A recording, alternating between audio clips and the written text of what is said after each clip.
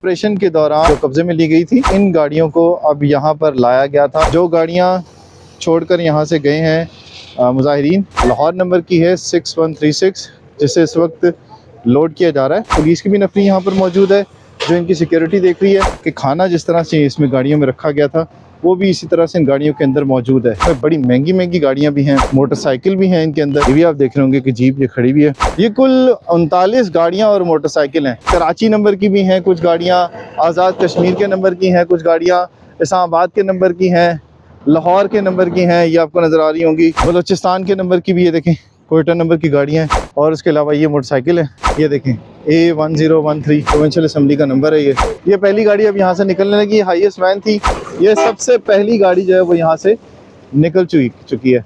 उसके बाद वो पीछे जो आप देख रहे थे प्रोविंशियल असम्बली की जो गाड़ी थी जिस पे स्टिकर लगा हुआ था, अब ये कराची के नंबर की जो गाड़ी थी आप देख रहे हो कि जा रही है।